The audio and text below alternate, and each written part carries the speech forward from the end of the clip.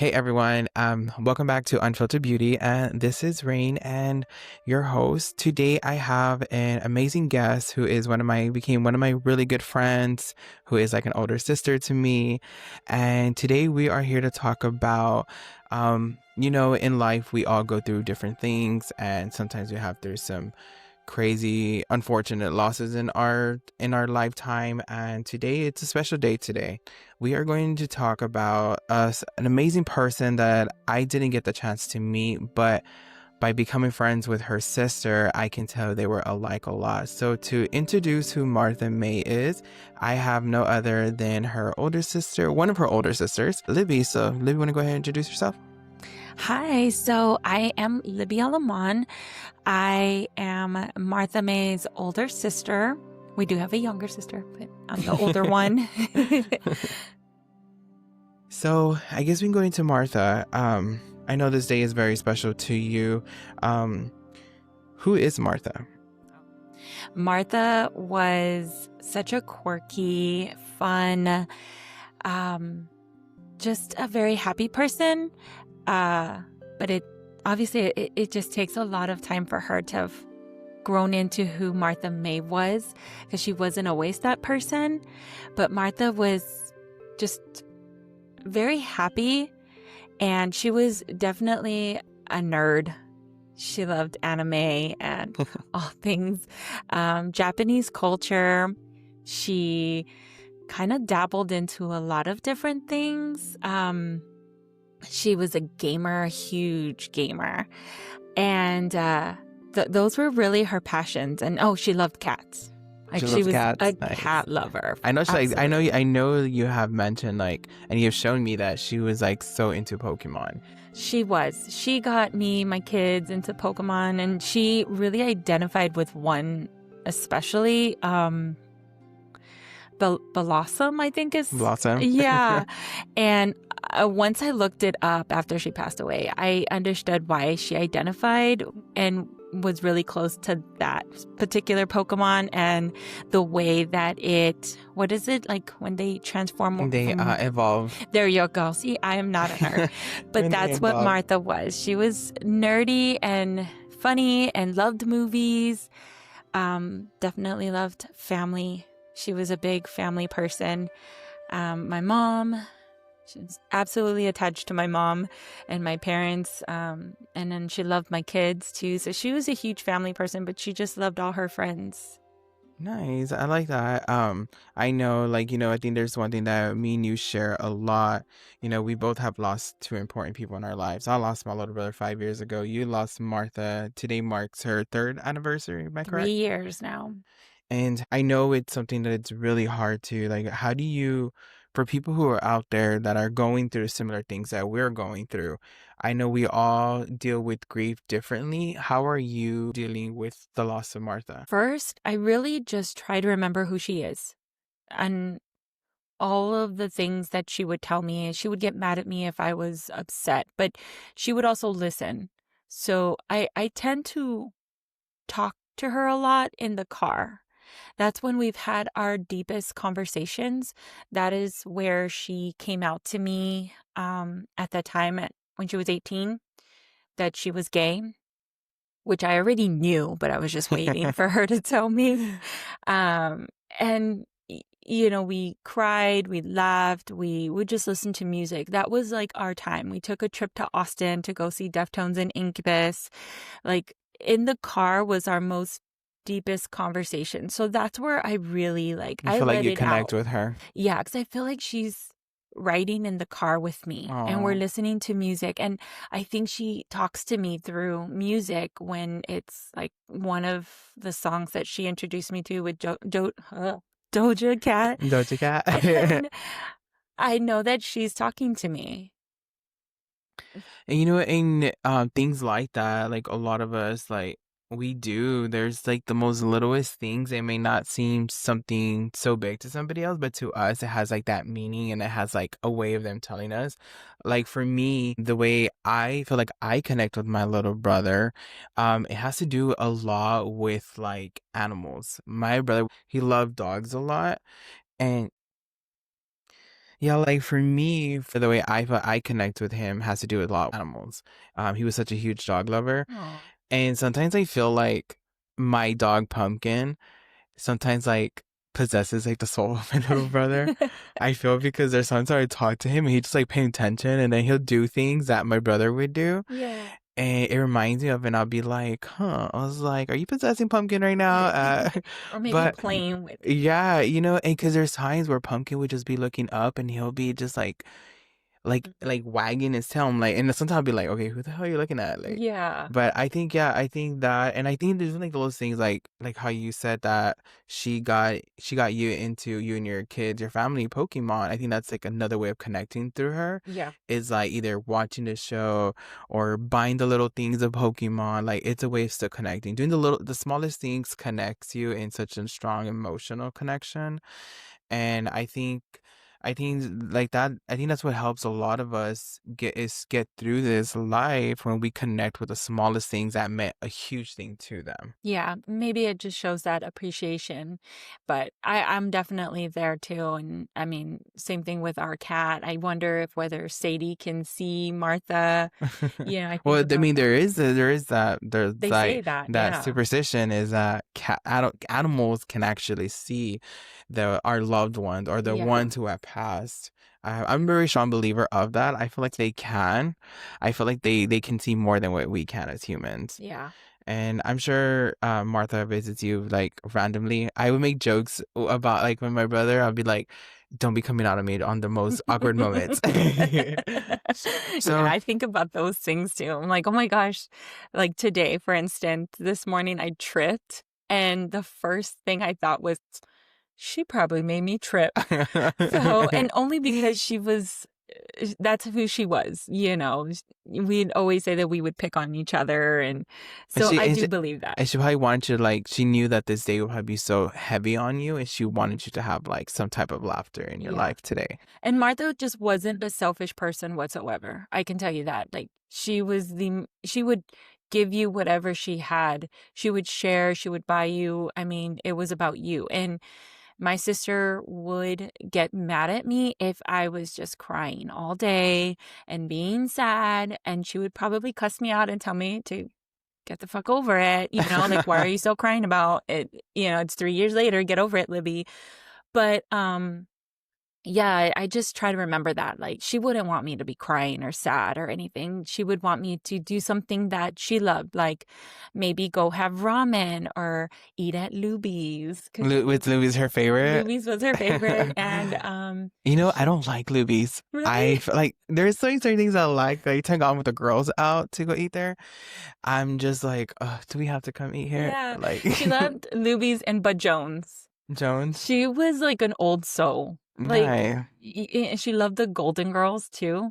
So, yeah, when she'd go to Luby's, she would get the liver and onions. Like, Oh my she was God. literally I an was old wondering if that lady. was actually good because I would see that. I was like, I wonder if that's actually good. She loved it, and it so weird. She always loved like the most weirdest things on the menu or the most expensive things, and she would want to try it. She was just so fearless in that way when it came to food.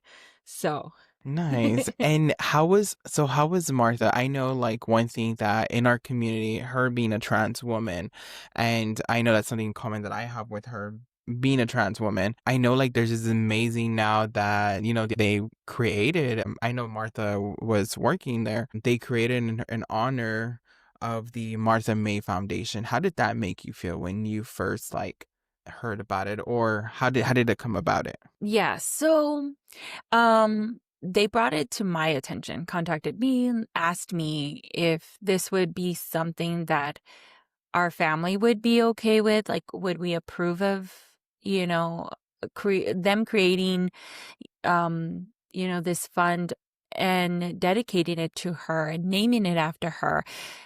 At first, I mean, I'm not a selfish person like that. I feel like so many people loved Martha, and she didn't even know that she was loved that much. Oh, And so I feel like as big sister, why not share her and how amazing she was? And she really made an impact, being a prevention specialist. So why not, right?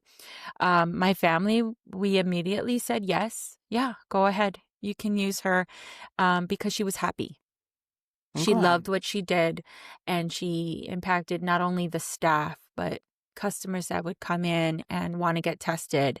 And I think that's beautiful. Like, that's something that she found that she loved and she didn't even know. She found a She, purpose. yeah, let's say she found her purpose and where she Yeah. belonged. And I mean, she was happy there. So why wouldn't I want this? This is only something that's going to be something beautiful, something to share. And if it helps somebody else, that's all she wanted. So why not? And I I, don't, yeah, nothing negative, nothing. that's Why good. not? Right? And I think that's amazing creating the Martha May. I think it's very it shows a lot of how far like the time and generation we are now, how trans people are celebrated, how Mhm. we are represented. And I think creating this in honor of Martha May just really shows out there like, hey, this is a safe place for the trans community. With everything that's going on right now in this Oh, in yeah. this world, Hmm. it's scary because like especially in healthcare, you don't know like as a trans person, you there's trans people that we don't know what place is safe for us. And for the longest time before I ever worked in the medical field, um I would always have that. I'm like, can I go there? Like, am I gonna be Yeah. judged? Am I gonna be safe? And so I feel like Martha May also shows a big representation of this is a safe zone. Yeah. Like, you are loved, you're respected here. Like, Yeah. this is a place to come for your like healthcare or any type of like needing assistance. And I think it's amazing that this is like one of the first organizations that I'm aware of that has a fund that is dedicated to the trans community and Yeah. in honor of Martha May. And I think that was so beautiful, like behind the story of it. Hmm. And it's really it's amazing because as a trans person, we want to see that representation out there and know that hey, we have allies that are willing to support us in any way Hmm. possibly they can, even if it's the Yeah. smallest thing. And, kind of going back to what you mentioned about healthcare and feeling safe, that is exactly what Martha experienced. And I didn't know until much later. I mean, I'm big sister and I feel so protective of her in the sense that had I known all of that, I would have been right there with her. But, looking back and what she had told me was she didn't like her pediatrician doctor. Um, and she never came out, even though she knew since middle school that she was gay, before her transition. I knew she was special, is what I couldn't quite figure it out at Hmm. like, I'm 7 years older than her, but I couldn't figure it out. I knew she was very girly and feminine, this little boy that loved video games and Mortal Kombat, but specifically, the girl The characters girl because of her characters. outfit. Like, Yeah, that's that's what I amazing. remember. And growing up, she never expressed that to me until we were adults, but hearing her story is a lot of what I've already been told about other people's, people in the trans community, what they're experiencing, what they've gone through. And so Martha's experience is very, very similar. And I think it's awesome that we have this, especially in honor of her. She was part of, ARC's staff, and that's wonderful. But to know that, and She was my part of the family. for sure. And just for me to like share that, like I want other people to understand that she went through the same struggles, even though she had a supporting sister. And my mom and my dad, it took them a little bit more, my dad, which is pretty traditional in Hispanic culture, but she definitely had me, and That's her amazing. coming out and saying, I want to transition, don't tell mom. And I'm like, yeah, that's not my story. And it's really hard. Like as me, like when I came out, it was really hard. I was going through like my like darkest identity, and not knowing Yeah. that my parents already knew. Yeah. And so it's very scary. Like it's scary to come out when, especially when we don't know that our family knows already. Yeah. So I just imagine what she went through, Yeah. and it's scary. But you being the big sister and being there for her, like I know I've said this on another episode, where we don't get to have like not all of us are blessed and lucky to have our family be so Exactly. Yeah. supportive. Mm-hmm. And sometimes like some of our people go through a really dark path in life, Mm-hmm. and it's hard. It's Yeah. really hard. So having that, you being like, is amazing. It's just so lucky to have sister because I'm getting to know you the past 2 years. I think I see you as like a big sister. You're just very sister. You're just sister material. Yeah. No, thank you.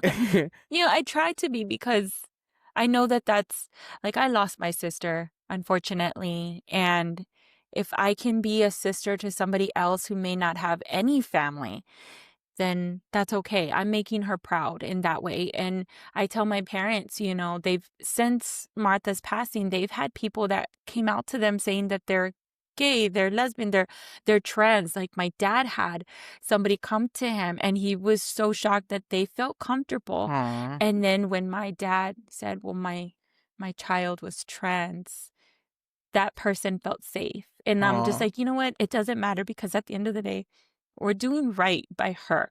And maybe this all had to have happened, unfortunately. But if I could be somebody else's sister, family member, I'm here.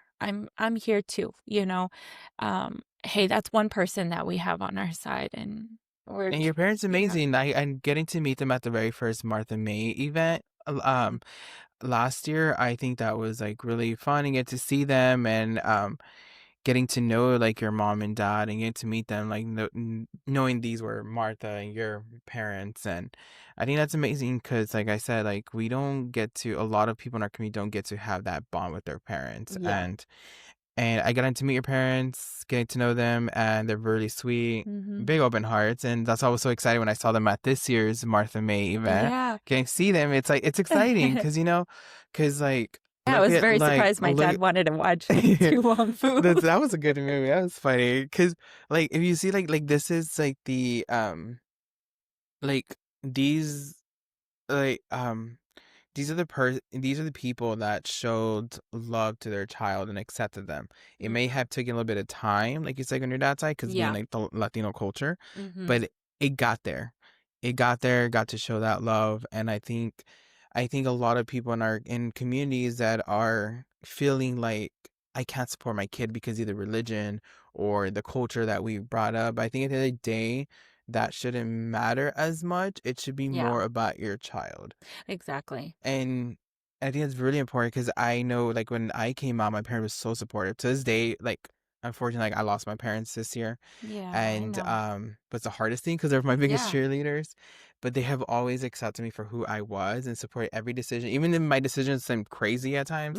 My parents they knew what I was doing. They trusted me, and knowing that my decisions were going to either teach me a lesson Hmm. or it was going to elevate like my experiences or life. and Yeah. and I think that's what amazing a lot of people is that they need to, anybody that's listening out there, like any parents that are questioning, like, should I be supportive of my child? I think you should be supportive of your child. Yeah. Yeah. In this world, we need love and acceptance. Even if you don't agree, but at least accept them as your child and show Oh, yeah, love. for I think that's sure. like the most important thing because suicide rates are crazy. Especially for trans people. Yeah, Yeah. especially for trans people, especially in like in majority in like the LGBT community in general, I think Mhm. there's just a lot higher suicide rate. Mhm. Um, and I think if you show love to people, like I feel like those numbers, we can drop those numbers down, and Yeah. eventually where like love would always win. Oh, yeah, for sure. And like talking about, you know, looking at depression, looking at um suicide, and Martha experienced that too. And I was shocked when she told me about that. Like it made me sad for her cuz even though I may not have had like the most Like maybe my dad had a hard time. He even had a hard time accepting her when she came out as gay. Like that was hard. Me and my mom already knew, but when she announced to them that she was transitioning, they had a hard time with that too. But, just in general, the people around her, like at work, sometimes she would get bullied, being an adult. And she expressed that she was having a hard time. She was going to counseling. She was taking, depression medications, things like that. She was very much a homebody. So that definitely didn't help. And she wasn't the type that drank and she didn't go out. She was definitely attached to my parents. She was attached to being at home. She loved being at home, playing video games, very sedentary, but that didn't add to the depression when she was in that season of her life. That's why I'm happy that at least in the end she was happy. She was happy doing what she was doing because I would have hated that she took her life because she was so sad and she was happy. I'm But I guess glad. God needed her more, so I guess I can. I guess I won't be selfish. She's selfish. I said she's probably right now looking at us. She's like, her and my brother right now looking at me like, look at them two over there. I remember when I first met you and I started working there at ARC.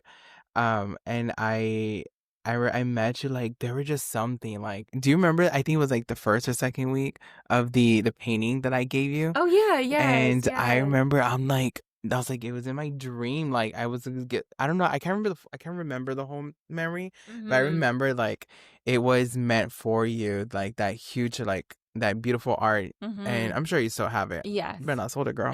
No. It was so crazy. Like, So, I don't know. I just like really like connected with you like right away when yeah, I we started, definitely did. like connected like with you. And I think, and I'm glad like that painting, because and I think coming back, remembering, I remember like in my dream, it was just there. Like I had to paint it, but it was for somebody. It wasn't for me. It was for somebody. When I met you, like it just all like clicked together. I'm like, holy crap. Like this is who the painting was meant for. Yeah. And I think that's because I such a have like a love and passion, and I think that like for me painting became my way of healing from the loss of my brother. Oh, And I yeah. think that we're both going through that, and I Yeah. think that was like a way of bonding and connecting, like connecting my brother and Martha. I feel like that was like an introduction for them to meet, Mhm. and like Mhm. by me handing you that painting. Well, like even my mom's like will ask, "Well, how's Rain doing? Is she doing Aw. good?" So my mom feels like, well, if I can be somebody else's mom because I lost my child, why not? So I Aw. thought that was beautiful when she like reached out to me and was like, "Oh, hi." And then that's when she saw you Oh, that that one day. day. Yes. And she was like, "Oh, here," and gave you one of I still have Martha's. it. Yeah. So when I went to the Keisha Cole concert like last month, Mhm. or in the beginning, somewhere was it last month? I don't even know what month it was. So what, a few weeks ago, I took it. I Oh, took the did bag, so you? I had it like, cause like the concerts you have to have a clear bag, Yeah, and and it I is had it clear. hanging. I was like, I'm gonna use this one. My Yeah. friend was all like, "Where'd you get that?" It says T-Mobile, and I was like, "Oh," I was like, this actually belonged to my friend Libby's sister Martha, who passed."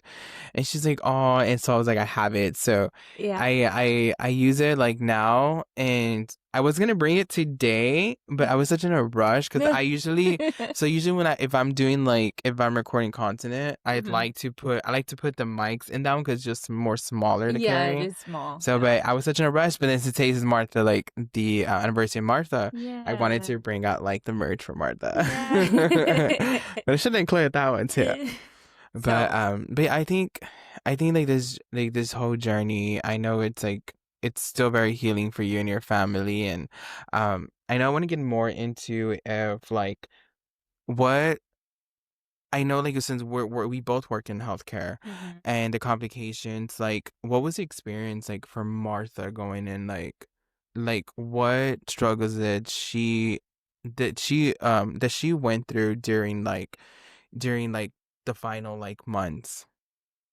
So, I know one thing that she was afraid of, it was being judged, just like what you said. Um, being judged using her dead name, but she was pretty okay when it came to that. So she one thing that I think she experienced a lot towards the end when she was at the hospital was them just not acknowledging Martha. That especially at the end. It's something that I like kept pushing, or I would ask for a different nurse, or at least try to talk to them to let them know, like, can you just please use Martha? I know the documentation says otherwise, but this is what she goes by. And once I like advocated for her, usually, any of the staff, they were like, oh yeah, no problem. But the first time my mom took her to another hospital, um, I don't know. We don't know if it was because she was trans that they just kind of brushed her off and, They made discharged it her. like right away. Yeah, they made it seem like it was nothing. Um, and so I kept telling my mom, no, just go to a different hospital. And the hospital that I pushed her towards was a place that does, advocate for LGBTQ. I mean, it, I felt like if you're advocating, I expect to be treated, Yeah. and you to treat my sister as if she's your sister. But then again, Martha always had me to protect her in a Oh, sense, that to I advocate was, for her. yeah, I know we're going to do it this way. And yes, yes, yes, documentation. I get that. But why not treat somebody, Yeah. with I that think, and dignity and and respect? it doesn't take an ounce of, oh my God, like to do it. I get it that maybe some certain people believes, but I feel like you should show everybody with respect and dignity. Yeah. And if somebody has a different pronoun or different go by different name, there's nothing wrong No. with addressing them by what they choose to. Yeah. And I think that's what a lot of people in these outside of our communities lack is the respect, and they think it makes them either feel their own insecurities, because I feel are they insecure about themselves or just in like their heart is just full of hate. And I Yeah. think like now with everything that's going on in this world with like healthcare, especially right now that there's constantly the LGBT more the trans community is being attacked right now. Hmm. And I think we need as much as allies, because once they come for us, and they're coming for us, they're coming for the Yeah. rest of us. Yeah. And see, that's what I worry about seeing because, like you mentioned, I'm seeing the insurances get billed and the diagnosis codes. And my worry is what if, our trans people who do have insurance, what if the providers are using those diagnosis codes like gender dysphoria? What if the insurance starts denying it just because it says that? Or they see there a script for testosterone. Like that's what I worry about. Like, is that the next step? And Yeah, and you know what, it's so scary. it is scary. So earlier when I send you a text message, I send you a link and you're like, "Oh, I can't see it." So Yes, the link that I sent, so it's a perfect time to I talk about. can't see it because I'm not on TikTok. Okay, well, let me tell you, because I'm a TikTok. So I saw it. It came up on my feed, Hmm. and it's actually now the Trump administration is asking doctors their opinion. Oh my God, I'm horrible at some of my letters pronouncing, but they are requesting doctors to like come into like the court and bring like they want lists, addresses, socials of every trans individual patient that That's they have. crazy. And they just posted this like about like an hour ago. Yeah. And But looking that at this, wouldn't it that is violate like HIPAA? yeah, it Like, violates HIPAA. And obviously this administration just doesn't care. yeah, And they don't. it's just so scary because um you just don't know, like, okay, what if doctors do release Hmm. that information? Like, are they gonna hunt us down like deers? Yeah. Like, And my mom, unfortunately, my mom has made a comment to me with everything going on. She's just like, I don't know if Martha would have been strong enough to survive living with this administration right now. And I said, no, if she didn't have her friends here. She didn't have people advocating her and supporting her. But she did have all of that. She had a lot of new friends with her new employer who supported her brand new journey. So she did feel empowered. And I That's feel good. like I don't worry about that if, like, what if, but unfortunately God has other plans. So, okay, fine. But, I can't imagine, I couldn't imagine if I was a trans person and the struggles and the barriers to be able to just be, to It's be hard, happy. and Like, why? I think you've experienced that with me with an incident that happened last year.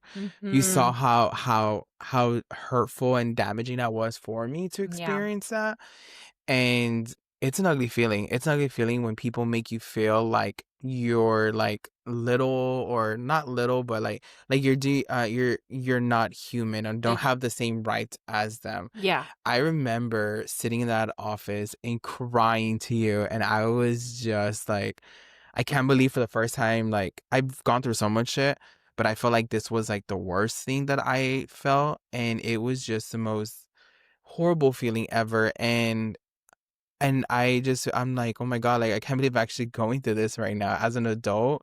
I would expect In this. this time. Yeah, Yeah. yeah, exactly. This time, I would expect this like back in school, Yeah. but as an adult, like, it was the most. It really broke me. Like, it really broke me because it broke my spirit. Because I'm a tough cookie, Yeah, you really are. but Yeah. that really empowered me. And it's like, you know what? I'm glad it happened to me because I'm gonna like show like I am not gonna let myself from anybody. Yeah. And you that day being there with me, like, it really meant a lot to me. Like, I had like somebody like advocate for me, and so I appreciate like that day you being there for me. It's I think for me, I don't know if it was just God's way of, like, instilling that in me to just be supportive, because I don't live or experience the things that y'all have gone through, you and my sister and some of our friends. I'll never know that journey. I'll never know those experiences, but I could kind of imagine. And then I think of my sister, all of the people that have kept her down or tried to break her spirit. And one thing was she would always kill them with kindness. Like, she was still kind, but it it would hurt her. Like, she would be broken coming home, Yeah, you know. and I think that's how I would feel at times with certain things, and I would feel like you have to be the bigger person and kill, like you said, kill them with kindness. Mhm. I think that's what makes it hard at times. For sure. Give me, but yeah, so I know that was like it was a very hard experience, and I appreciate you being there for me, and being also like an amazing sister to Martha. It seems like y'all's bond was just so strong and loving, and I think that's very important. And I guess I know we're running out of time. I Mhm. guess one of my final questions, being in the healthcare, things that you get to see behind the scenes, what is something, and with this administration that's happening right Oh, now, yeah. hopefully those 4 years go by quick. But what, Hopefully it's cut shorter. or shorter, or shorter. Can we vote him out, please? For real. What is it that you want to see in healthcare or just in general when it comes to the trans community, especially? I think it has to start with the education. Like, what I'm seeing is we're inviting students, residents, medical staff that are coming in, they're volunteering or they're getting their hours, which is great, but we're exposing them to a community that really needs that sensitive training. So I think it starts there. I think once people see that, you know what, I'm a nurse, I'm a whatever, and this person here is just a human body that is needing medical care. Doesn't matter. I'm here to provide medical care. Um, I think the important part is learning, accepting, and just providing that compassionate care, regardless of their There, sexual preference, sexual orientation, their yeah, identity, whatever it is, name it, put it in the blank. But just providing that compassionate care. I think that's where it starts, because I think once people in the medical field have that, they're going to provide better care I for a agree. patient, and then your patient is going to respond better. because they're going to feel like this They is a stay safe and yeah, place. they stay a safe place, they stay in care, they're Yes. not afraid, and that is They're one gonna take thing. their medicines, they're not gonna miss their appointments, and they're gonna be able to open up with their doctors, with the staff, because they know they're not coming in to be judged and criticized for whatever it is, you know? I think once that change happens, we'll see, the health of people that are LGBTQ, their health is going to get better, and especially the trans patients that we have, because a lot of them intentionally avoid going to the doctor And because they don't want and to be judged. yeah, and especially like if somebody is dealing with more chronic illness, like let's say that someone has cancer and Mhm. they know they might have cancer, Mhm. but they don't want to get it, they don't want to go get help because the way they've been treated, and it's Yeah. like they rather risk their they rather risk like getting the help they need than to go and be dehumanized Mhm. and feel not respected. And that's one thing that when I've been on these panels at two universities here in San Antonio, I talked about that to the medical students. I tell them, like, you have to go with an open mind. You gotta you gotta if you're in school to become the next doctor in these new generations, you have to learn and be accepting of others, even if it's not your, or you don't have to, but at least treat them with kindness. Yeah. Or there's something I did say. I'm very unfiltered, and I did tell them. I told these medical students, I'm like, but if you're somebody that's gonna come with your heart full of hate, your Mhm. mindset just set, and this is how I'm gonna treat you, Mhm. automatically you're gonna judge them based off of who they are, or their sexuality, Mhm. then this is not the field for you. Yeah, for sure. This is not a field Mhm. for you, because it takes a certain type of people to do to do medical work and to help save lives. Yeah. If you are planning to use your religion as a way to how you're going to treat others, and you're going to take care of only these people or that people, Mhm. or I'm going to leave these out, then you have no business in a medical field. Yeah. And I Yeah. think, like, being in the field for the past 5 years, I think that's one thing that, from the experience of my brother, had similar for his HIV care. He was being treated a certain way, Mhm. and that's what got me involved into working in this field. Yeah. And I think it's very important that we have to learn how to respect everybody, no matter Yeah. who they are or where they come from. Yeah.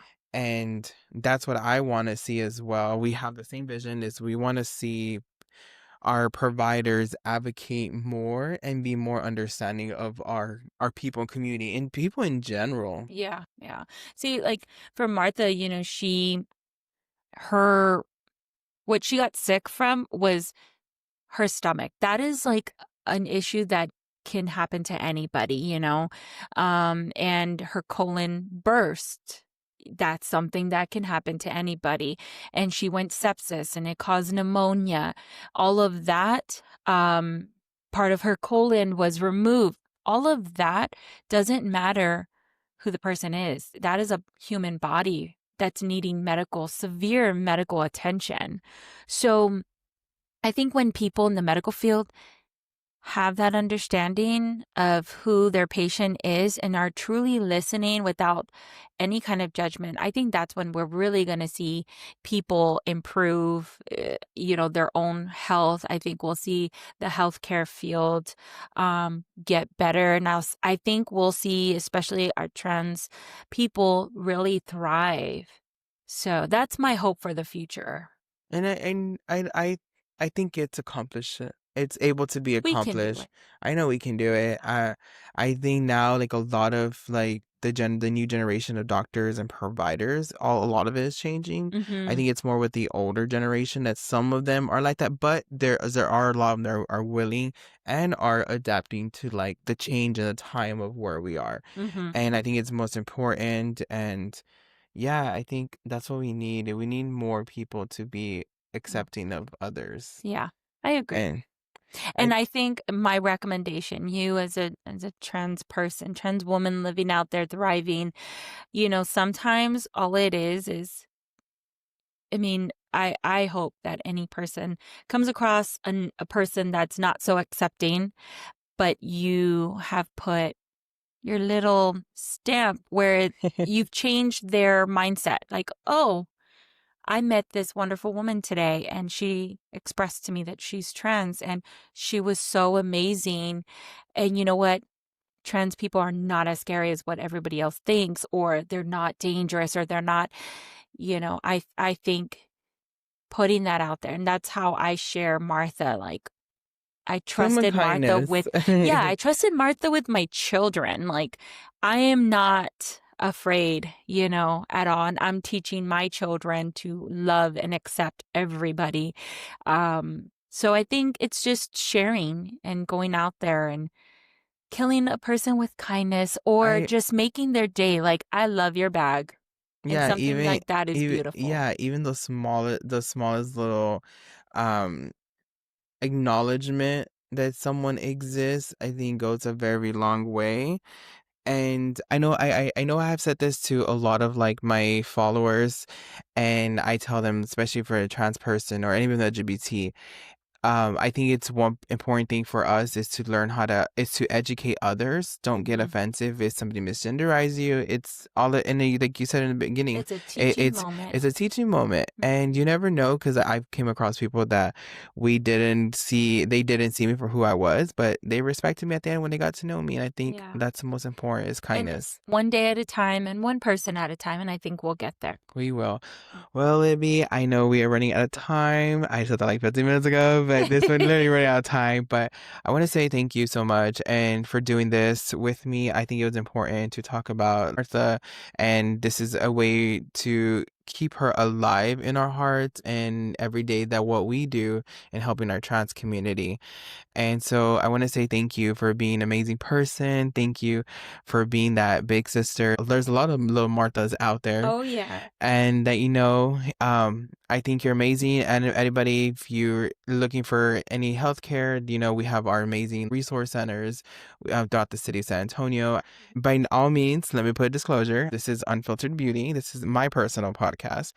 And so I want to say thank you so much for joining me today and making this. I'm going to be doing the editing over the weekend, so it probably won't be out till Monday. But I want to say thank you. Thank you for being a sister to me as well. You're welcome. Anytime. And I'm glad that we're in each other's lives, and we can't wait. We'll see what the future is. Yeah, I look forward to the future. It's going to be amazing. Awesome. Well, again, my name is Rain with Unfiltered Beauty, and today I had Libby, and so thank you so much. And from the bottom of our hearts, y'all stay beautiful. Thank you. Bye.